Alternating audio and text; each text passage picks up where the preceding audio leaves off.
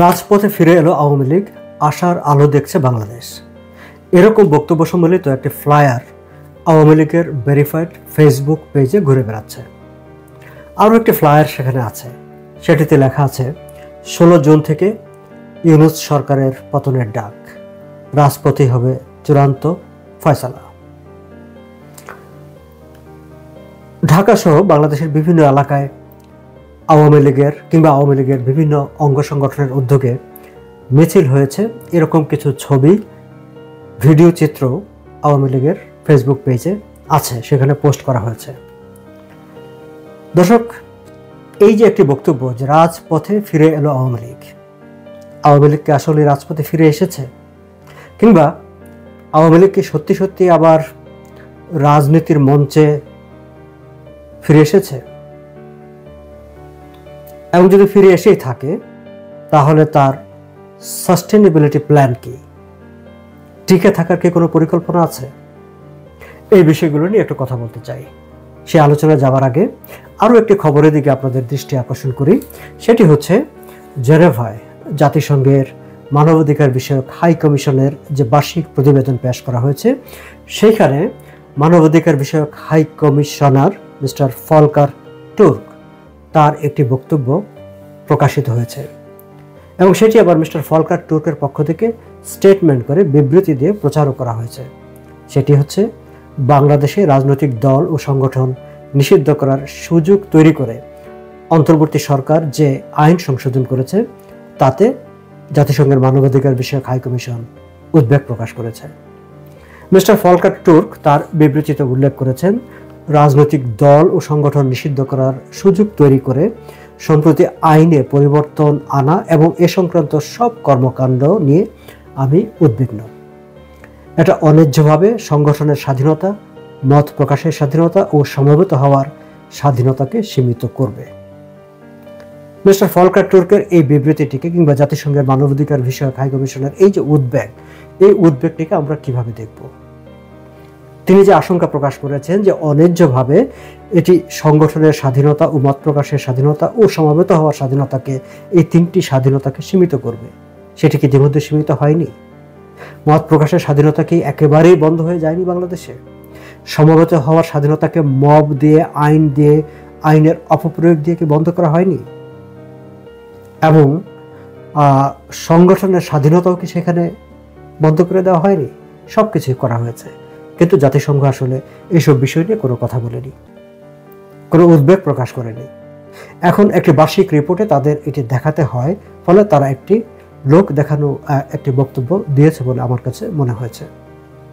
না হলে আওয়ামী লীগের রাজনৈতিক কার্যক্রম স্থগিত করার সিদ্ধান্ত যখন দেওয়া হয়, তখনই মিস্টার ফলকার টুর্কের তার সে ব্যাপারে হস্তক্ষেপ করবার কথা, জাতিসংঘের সে ব্যাপারে হস্তক্ষেপ করবার কথা। আমরা যদি মিস্টার ফলকার টুর্কের পিছনের ইতিহাসের দিকে তাকাই, আমরা দেখব যে বিগত সরকার আন্দোলনের বিভিন্ন কর্মকাণ্ডের সঙ্গে তার একটি প্রত্যক্ষ কিংবা পরোক্ষ, যেভাবে হোক না কেন, একটা ভূমিকা ছিল।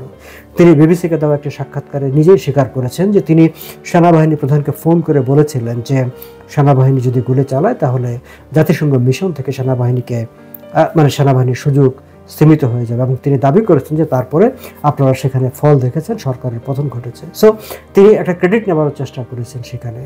আবার মানবাধিকার হাইকমিশন যেই জুলাই আগস্টের হত্যাকাণ্ড নিয়ে যেই একটি প্রতিবেদন তৈরি করেছে, সেই প্রতিবেদনটিও যে তার নিরপেক্ষতা নিয়েও যথেষ্ট প্রশ্ন উঠেছে বিভিন্ন জায়গা থেকে, এবং সেই প্রশ্নগুলোর সঠিক কোনো উত্তর মিস্টার ফলকার কিংবা জাতিসংঘের পক্ষ থেকে দেওয়া হয়নি।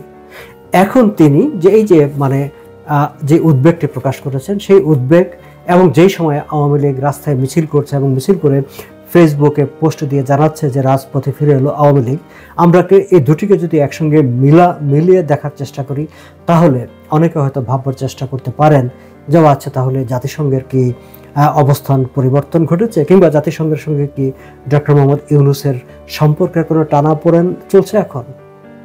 আপনারা এইভাবে ভাবতেই পারেন, কিন্তু আমি নিজে আপাতত এইভাবে ভাবছি না।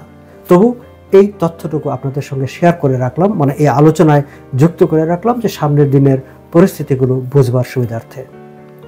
এখন মূল আলোচনায় চলে আসি। আমরা যদি আওয়ামী লীগের এই যে ঘোষণা যে রাজপথে ফিরে এলো আওয়ামী লীগ, আশার আলো দেখছে বাংলাদেশ, এবং এই বিষয়টার দিকে যদি আমরা মনোযোগ দিই, আমরা খেয়াল করে দেখলাম যে সরকারের গোয়েন্দা সংস্থা স্পেশাল ব্রাঞ্চের একটি চিঠিও কেউ আওয়ামী লীগের ফেসবুক পেজেও সেটি পোস্ট করা হয়েছে এবং এর বাইরে অনেকেই সেটিকে পোস্ট করেছেন, যেখানে আওয়ামী লীগ 16 জুন থেকে রাজনৈতিক কর্মসূচি পালন করতে যাচ্ছে সেই ব্যাপারে গোয়েন্দা সংস্থা সরকারকে আগাম সতর্ক করে দিচ্ছে এবং প্রয়োজনীয় পদক্ষেপ নেওয়ার কথা বলছে। আবার আওয়ামী লীগের সম্ভাব্য কর্মসূচি তৎপরতা নিয়ে একটি গোয়েন্দা প্রতিবেদনও দেখলাম আরেকজনকে ফেসবুকে পোস্ট করতে। অর্থাৎ আওয়ামী লীগের তৎপরতা নিয়ে বা আওয়ামী লীগের কর্মকাণ্ড নিয়ে সরকারের মধ্যে, গোয়েন্দা সংস্থাগুলোর মধ্যে এক ধরনের মনোযোগ আছে, অ্যাটেনশন আছে এবং তারা সেটি নিয়ে কাজ করছে এবং তারা যথাসময়ে সরকারকে রিপোর্ট দিচ্ছে, সেই বিষয়টি পরিষ্কার। এখন এই যে আওয়ামী লীগ কর্মসূচি পালন করছে কিংবা তার যে ফ্লায়ারটি আমি ফেসবুকে দেখলাম যে 16 জুন থেকে ইউনূস সরকারের পতনের ডাক, তার মানে হচ্ছে কি যে আওয়ামী লীগ ইউনূস সরকারের পতনের ডাক দিয়ে ফেলেছে। এবং এসবির যে রিপোর্টটি ফেসবুকে বা বিভিন্ন জায়গায় আমরা দেখতে পেয়েছি, সেখানে আওয়ামী লীগের বেশ দীর্ঘ একটি কর্মসূচিও সেখানে উল্লেখ করা আছে। সেই কর্মসূচির মধ্যে 16 জুন বিক্ষোভ ও প্রতিবাদ মিছিল ঢাকা মহানগরের সকল থানায়, সেটি পালিত হয়েছে বলে অন্তত ফেসবুক পেজে যেসব আমরা ছবি কিংবা ভিডিও চিত্র দেখেছি তা থেকে একটি ধারণা করা যায়। 23 জুন আওয়ামী লীগের প্রতিষ্ঠাবার্ষিকী উপলক্ষে শ্রদ্ধা নিবেদন, আলোচনা সভা, একটি কর্মসূচি দেওয়া আছে। 24 জুন আবার দেওয়া আছে বিক্ষোভ ও প্রতিবাদ সমাবেশ প্রতিটি বিভাগীয় শহরে। 1 জুলাই প্রতিটি সাংগঠনিক জেলায় এবং 5 জুলাই সাংগঠনিক উপজেলা ও ইউনিয়নে বিক্ষোভ সমাবেশ। অর্থাৎ আওয়ামী লীগ একটি লম্বা কর্মসূচি দিয়েছে এবং সরকারি গোয়েন্দা সংস্থার কাছেও এই কর্মসূচি সম্পর্কে তথ্য আছে এবং সেটি তারা লিখিতভাবে সরকারের বিভিন্ন জায়গাকে জানিয়ে দিচ্ছে। দর্শক, আমার এখন প্রশ্ন হচ্ছে, এই যে আওয়ামী লীগ সরকার পতনের ডাক দিয়ে ফেললো একেবারেই এবং দাবি করলো যে তারা আবার রাজপথে ফিরে এসেছে, এই যে সরকার পতনের আন্দোলনের এই সিদ্ধান্তটি, আমি জাস্ট একজন যেহেতু আমি রাজনীতি নিয়ে কথা বলি, রাজনীতি বিশ্লেষণ করি এবং আওয়ামী লীগের রাজনৈতিক তৎপরতা সহ নানা কর্মকাণ্ড আমি দূর থেকে অবজার্ভ করি, সেই জায়গা থেকে আমার নিজের মনে কৌতূহল তৈরি হয়েছে, প্রশ্ন জেগেছে যে আওয়ামী লীগের এই সিদ্ধান্তগুলো, এই যে ইউনূস পতনের ডাক এবং একটি দীর্ঘ আন্দোলনের কর্মসূচি, এই কর্মসূচিটি আওয়ামী লীগের কোন পর্যায়ে সিদ্ধান্ত হয়েছে, কোন পর্যায়ে গৃহীত হয়েছে? আমরা জানি যে 5 আগস্টে আওয়ামী লীগের সরকারের পতনের পর আওয়ামী লীগ সেই অর্থে একেবারে বিচ্ছিন্ন অবস্থায় আছে। ঠিক সাংগঠনিকভাবে আওয়ামী লীগের অবস্থান আমরা কোথাও খুঁজে পাইনি। আওয়ামী লীগের তৃণমূলের নেতা কর্মীরা তারা খুঁজছে যে দলের কি নির্দেশনা, দলের কে নেতা, দলের হয়ে কে কথা বলছেন, কোন বক্তব্য, কোন কথাটি দলের কথা। এখন পর্যন্ত 10 মাস পেরিয়ে গেছে প্রায়, দলের কোনো সুনির্দিষ্ট মুখপাত্র আমরা কোথাও দেখিনি। হ্যাঁ, আওয়ামী লীগ সভানেত্রী শেখ হাসিনা তিনি তৃণমূলের নানা পর্যায়ে নিজের টেলিফোনে কথাবার্তা বলছেন, দীর্ঘ বক্তৃতাও তিনি করছেন এবং সেই সব বক্তৃতায় তিনি কতটা নির্দেশনা দিচ্ছেন, দলকে কিভাবে করছেন, সেই বিষয়গুলি ঠিক পরিষ্কার না। কিন্তু একটি রাজনৈতিক দল একটি প্রতিষ্ঠান হিসেবে যদি বিবেচনা করি, একটি সংগঠন হিসেবে যদি বিবেচনা করি, তাহলে সেটি কতগুলো প্রসিডিউরের ভেতর দিয়ে পরিচালিত হবে, সুনির্দিষ্ট নিয়মের মধ্য দিয়ে যাবে এবং সেই নিয়মে সরকারের পতনের পর দীর্ঘ প্রায় 15 বছর দেশ শাসনের পর দলটি কেন ক্ষমতাচ্যুত হলো, কি পরিস্থিতিতে ক্ষমতাচ্যুত হলো, সেটি তাদের নিজেদের মধ্যে একটি ব্যাখ্যা বিশ্লেষণ করবার ব্যাপার আছে, কর্মীদের কাছে একটি ব্যাখ্যা দেওয়ার ব্যাপার আছে, তাদের বক্তব্য কি সেটি উপস্থাপন করবার ব্যাপার আছে। এর কোনো কিছু যে ঘটেছে তার কোনো তথ্য উপাত্ত আমরা পাই না। তাহলে এই যে একটি সরকার পতনের আন্দোলনের মতো একটি গুরুত্বপূর্ণ স্পর্শকাতর একটি সিদ্ধান্ত ঘোষণা করা হলো, সেটি আসলে কোন পর্যায়ে হয়েছে, কারা নিয়েছেন এবং এই ঘোষণাটি কে দিয়েছেন? শেখ হাসিনাকে বলেছেন যে তোমরা এই কর্মসূচি পালন করো, তাহলে কোথায় বলেছেন সেটি? নাকি কেউ একজন ঘোষণা দিয়ে ফেলেছেন যে এইভাবে?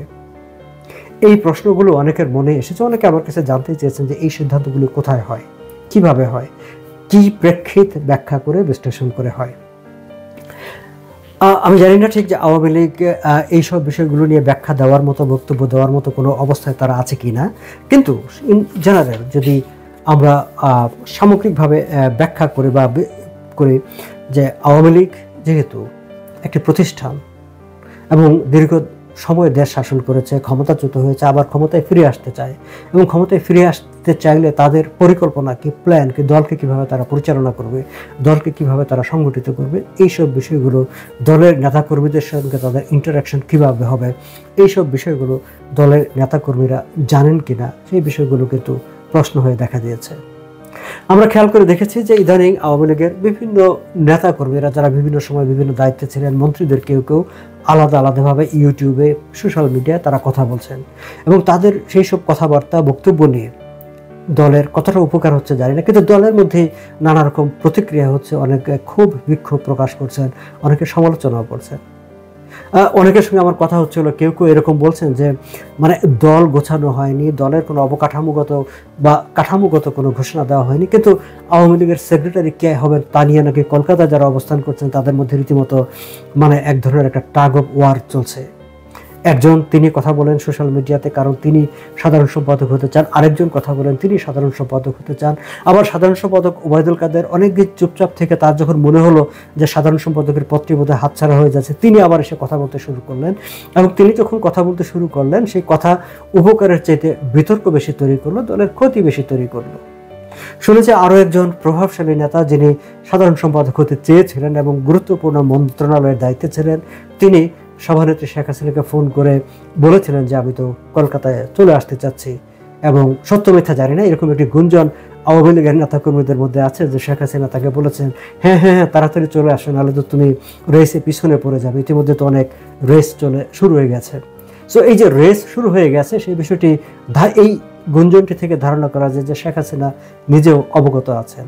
কিন্তু তিনি যদি অবগত থাকেন যে দলের এই দুঃসময়েও সাধারণ সম্পাদকের পদ নিয়ে নেতাদের মধ্যে রেস শুরু হয়ে গেছে, যদি এটি তার নলেজে থেকে থাকে, তাহলে তিনি সে রেস বন্ধ করে দলকে সাংগঠনিকভাবে শক্তিশালী করা কিংবা একটা শক্ত ভিত্তির উপর দাঁড় করানোর জন্য তিনি কি ভাবছেন, কি পদক্ষেপ নিচ্ছেন, এই প্রশ্নগুলো কিন্তু আমাদের মনে আসে, আমাদের মনে জাগে। দর্শক, আলোচনাটা এখানে শেষ করবার আগে শুধু আবারও আমি কথাটা বলতে চাই যে আওয়ামী লীগ একটি বৃহত্তর রাজনৈতিক দল, একটি বড় রাজনৈতিক দল, দেশের একটি বড় জনগোষ্ঠী এই দলের সমর্থক, তারা এই দলটিকে ভোট দিতে চায়, তারা এই দলটি আবার ক্ষমতায় ফিরে আসুক সেটিও চায়। আবার বাংলাদেশের বর্তমান রাজনৈতিক প্রেক্ষাপটে যেখানে একেবারে উগ্র দক্ষিণপন্থী মানে উগ্রপন্থী রাজনীতির চরম বিকাশ ঘটছে, সেখানে একটি প্রগতিশীল মুক্ত চিন্তার এবং 1971 সালের মুক্তিযুদ্ধের মূল মন্ত্রকে সমুন্নত রাখার একটি রাজনৈতিক শক্তি একেবারে অনুপস্থিত হয়ে পড়েছে, এবং সেই জায়গা থেকেই বাংলাদেশের রাজনীতিতে আওয়ামী লীগের প্রয়োজনীয়তা যেমন আছে, আওয়ামী লীগের প্রত্যাবর্তনেরও দরকার আছে।